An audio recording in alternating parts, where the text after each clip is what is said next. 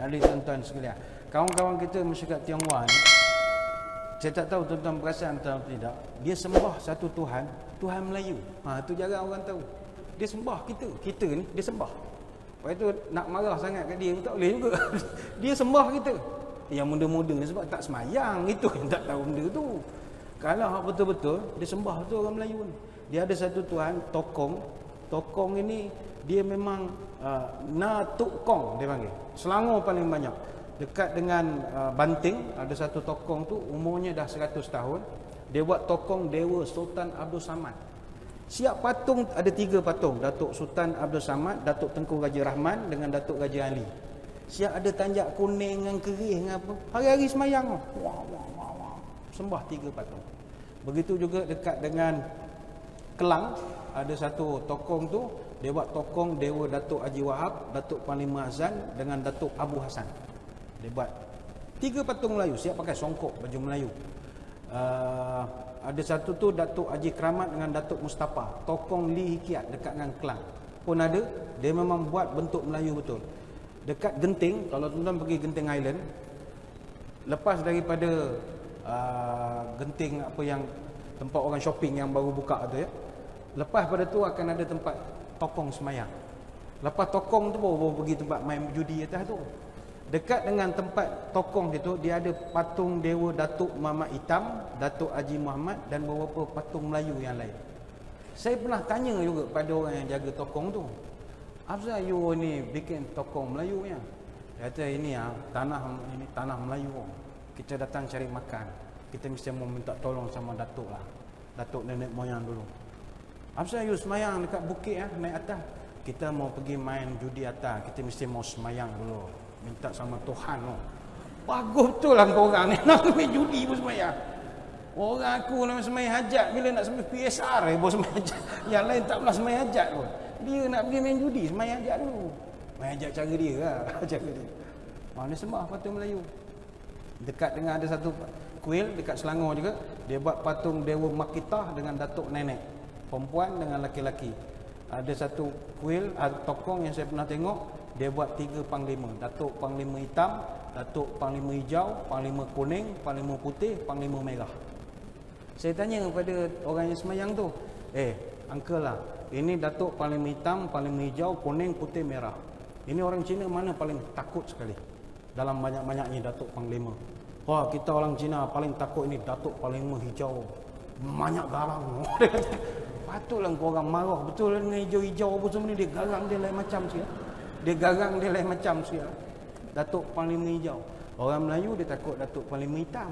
Lain sikit. Kita kan Panglima Hitam kesurupan apa kan Panglima Hitam. Cina tak, Datuk Panglima Hijau. Dan dia orang cerita, kita tak boleh kalau pergi semayang dekat Datuk Gong Melayu, kita mau kasih makanan tak boleh haram punya makanan. Mesti halal punya. Beli pun daripada kedai Melayu, kedai halal. Dia kalau nak pergi semayang, dia akan lilin putih, dia akan colok yang merah tu dia tukar dengan lilin putih. Apa nama colok apa tu dia tukar dengan kemenyan. Dia buat budaya Melayu lah. Biasanya kalau dia pergi semayang, dia bawa rendang ayam, kari kambing, kari ayam, pulut kuning, kopi o, sirih, pokok daun. Ada yang bawa sate, ada bawa nasi lemak. Tapi mesti daripada kedai halal. Tak boleh you beli dekat uptown Cina pun tak boleh. You mesti beli kedai halal. Sate samuri ke apa. Yang halal-halal punya. Tak boleh ambil sate kerbau pendek pun tak boleh. Mesti halal punya. Sampai begitu. Dan syarat nak menghadap Datuk Gong ni biasanya mereka akan pergi menghadap untuk minta nombor. Nombor cepat dapat. Kalau minta dengan Datuk lain susah sikit. Datuk Melayu senang dapat nombor. Minta nombor. Biasa dia pergi malam Jumaat. Hari pertama dan hari 15 kalender Cina, benar hari raya puasa, raya haji dan hari jadi Datuk tu. Dia akan pergi semayang lah. Dan kalau siapa nak pergi semayang, sehari sebelum tak boleh makan babi tu. Tak boleh makan. Sehari sebelum tak boleh makan. Saya sebut babi, minta maaf sebut khinzir ni macam tak apa syok menyebut khinzir. Orang kata tak boleh ustaz kena sebut khinzir, kena jaga sensitiviti. Apa masalah ni, bahasa je. Sebut khinzir rasa macam babi musuh Islam ni bunyi, macam terlampau menjaga hati sangat. Sebut je lah khinzir, pun masalahnya. Sebut je lah babi, bukannya kita marah. Sehari sebelum jumpa tak boleh makan babi. Mana katalah hari ni hari Ahad makan babi. Isnin tak boleh jumpa lah. Jumpa hari Selasa. Sehari sebelum mesti kosongkan perut daripada makanan-makanan yang tak. Dan orang perempuan yang tak boleh semayang tak boleh pergi. Orang perempuan tak boleh semayang tak boleh pergi. Kalau terpaksa juga ada hajat misalnya, boleh pergi, jangan sentuh, terutama bahagian kepala.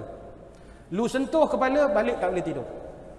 Itu nenek moyang datang. Wah, kacau macam-macam, main Swiss, tiup cuping telinga, macam-macam dia akan kacau. Tapi bagi kita orang Islam, walaupun kita tengok kawan-kawan kita, kita tidak melaknat sembahan dia tu. Walaupun bagi kita kelakar. Bagi Allah kelakarnya sembahan ni. Itu lakum dinukum wali jadi. Kita doa moga-moga dia dapat hidayah, mudah-mudahan. Tapi bagi pihak kita tidak dibenarkan melaknat. Itu belum cerita rakan-rakan kita masyarakat Hindu. Patung dia macam-macam pesen ada. Binatang itu, binatang ini. Kita tak boleh laknat. Inilah indahnya agama Islam. Indahnya. Nabi kita tak ajar kita benci agama orang.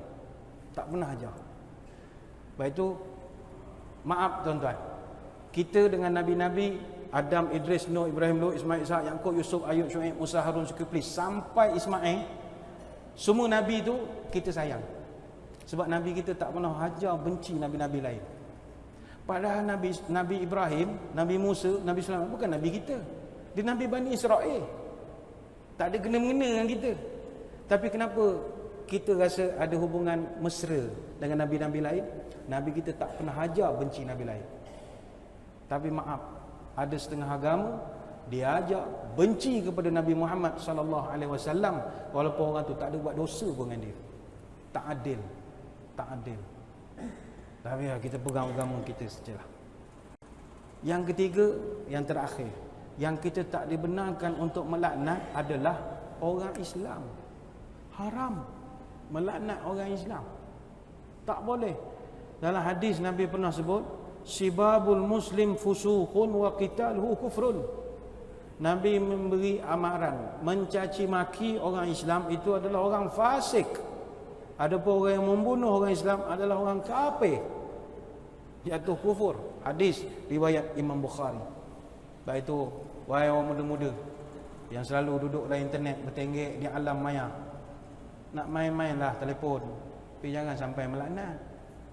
Jangan sampai caci maki. Awak tak suka benda tu sekalipun, jangan caci maki. Jangan melaknat. Terutama orang tu sama Islam. Masalah dia jahat ustaz. Dia jahat, tapi awak tak ada hak pun untuk melaknat dia. Itu kerja Tuhan, bukan kerja awak. Kadang kita malu dengan rakan-rakan kita bangsa lain. Kaum India misalnya. Tuan-tuan dulu ingat, saya kalau ahli politik, kalau orang tanya, awak politician siapa yang awak paling minat? Saya yang paling saya minat Datuk Seri S. Samir Belu. Ini paling saya minat sekali. Samir Belu. Budak-budak WeChat tak kenal dah Samir Belu ni, dia tak dan zaman itu Bagi tuan-tuan orang lama kenal lah Samir Belu. Saya suka Samir Belu ni sebab dia confidence level dia tinggi. Walaupun dia tak reti sangat benda tu, tapi dia serba tahu lah, serba tahu. Cakap Melayu tak over terror, tapi cakap je.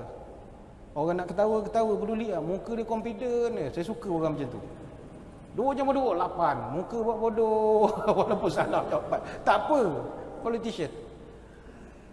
Saya dulu, zaman-zaman dulu, masa dia bergaduh dengan panditan apa semua, berita-berita TV ni buat propaganda nak jatuhkan dia lah. Masa dia Presiden MIC. Agak nak tukarkan dia dengan panditannya ni, buat karakter assassination tau. Hari-hari berita pasal dia. Apa yang dia salah cakap pun semua masuk berita. Ada sekali tu dia marah apa? Siapa berani lawan sama saya? 45 kali masuk tanding saya juga minang. Saya minang. Saya juga minang.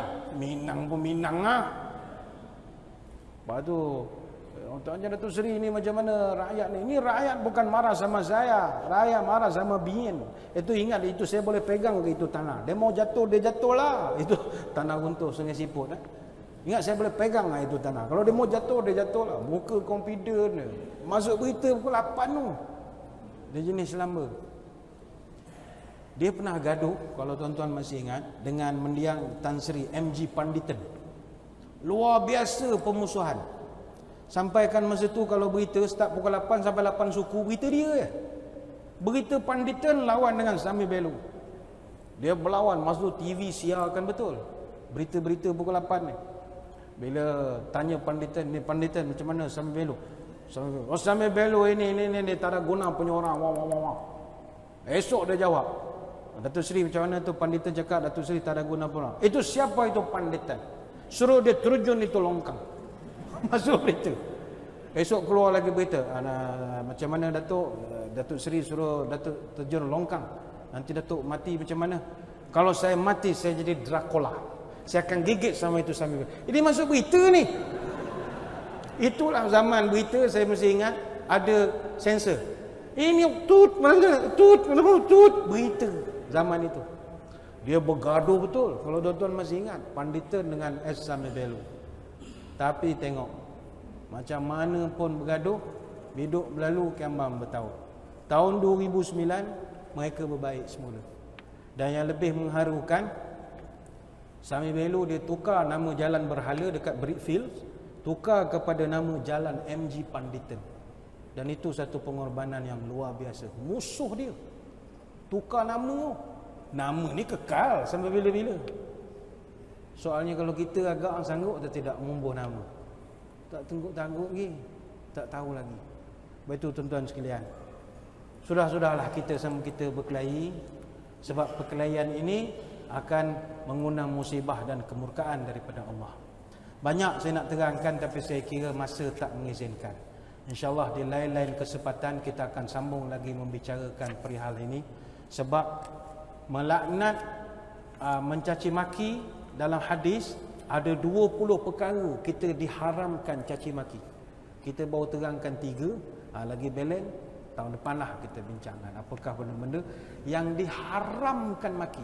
Nak maki lain, maki lah. Jangan maki 20 perkara je. 3 perkara tadi kita dah terangkan. Yang balance tu lagi insya-Allah ada kesempatan lain tahunlah kita akan bincangkan. Saya kira sekadar itulah saja sembang-sembang pada malam ini. Saya mengucapkan ribuan terima kasih atas undangan. Mohon maaf sebarang kekurangan. Moga-moga kita bertemu pada lain-lain kesempatan. Sebelum berpisah marilah kita berdoa. Moga-moga majlis kita diberkati Ilahi. A'udzubillahi minasyaitonirrajim. Bismillahirrahmanirrahim. Allahumma salli wa sallim ala sayyidina Muhammadin salatan tukhrijuna biha min zulumatil wahmi wa tukrimuna binuril fahmi wa tudahu lana ma ashkala hatta yufhama innaka ta'lam wa la na'lam wa anta 'alamul ghuyub. Ya Allah, limpahkanlah selawat dan keselamatan kepada Nabi Muhammad sallallahu alaihi wasallam, yang mana dengan selawat itu Engkau keluarkanlah kami dari kegelapan dan kebimbangan. Engkau muliakanlah kami dengan cahaya kefahaman. Dan Kau jelaskan bagi kami apa-apa yang sukar kami pahami, supaya kami dapat mengerti. Sesungguhnya Engkau yang maha mengetahui dan kami tidak mengetahui. Allahumma nawwir qulubana binuri hidayatika kama nawartal ardi binuri syamsika abadan birahmatika ya arhamar rahimin. Ya Allah, terangkanlah hati kami dengan cahaya petunjuk-Mu, sebagaimana Engkau terangi bumi dengan mataharimu selama-lamanya, wahai Allah yang maha mengasihani.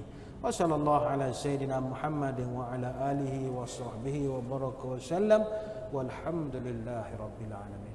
Mohon tuan-tuan mendoakan perjalanan saya balik Kuantan selamat pada malam ini. Wabillahi taufik wal hidayah. Assalamualaikum warahmatullahi wabarakatuh. Wallahu a'lam.